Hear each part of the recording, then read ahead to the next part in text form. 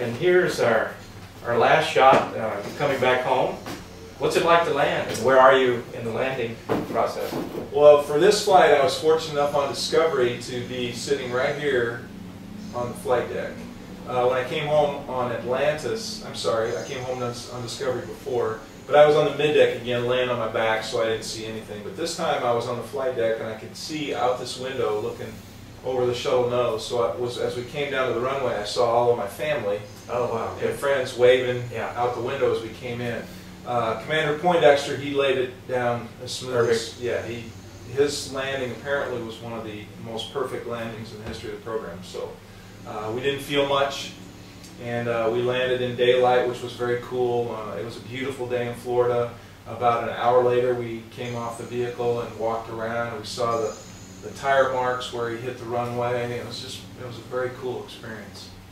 Now, the scheduled landing is in Florida, but there are alternative sites, correct? Right. It's my understanding Lincoln, Nebraska is one of those emergency sites. I've heard that. Is that true? Off it is, yeah, absolutely. The difference not our is Air Ray in Lincoln, because it's so long. We understand it could accommodate it. Well, absolutely, yeah. Anything, it's basically runway length for a shuttle, because you only get one shot at it. It's a glider when it comes in, so if you miss, you miss.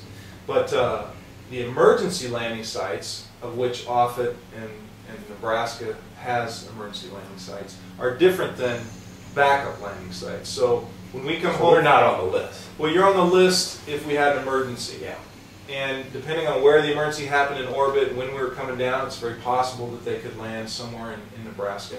But typically we're going to either land in Florida or at Edwards Air Force Base or at White Sands, because those are the backup landing sites, not the emergency landing sites. Well, excellent. Well, did your family miss you? The first time, yes. The second time, and you're able to call home. Space again. Yeah. You're able to call. How often do you call home? I called home. I tried to call my wife every day. But again, this mission, it was really screwed up hour-wise. So as a matter of fact, and we also had a broken antenna on the shuttle, which once we separated or were undocked from the station, we had no communication with home because we had no email, and email comes through that antenna. So it was very difficult. On our last day, we were closing the hatch to go back into the shuttle and undock from the station, and I wanted to call my wife because if something were to happen, that would be my last time. And so I called her at 4 a.m. and she was asleep, and she didn't get to the phone in time. And so I left a message. Oh, yeah, I did. Because I couldn't call her back. Yeah, sure. Where I called you back, I didn't have that opportunity. Well, we're really happy you're back safe, and again, want to thank you for your public service. Thank you. And your support of the overall mission, and your willingness to come up on Capitol Hill today as well. I know you'll be meeting with a number of Congress members and senators, and I think it's important for the elected representatives to hear about your great work, and we just wish you all the best in the future.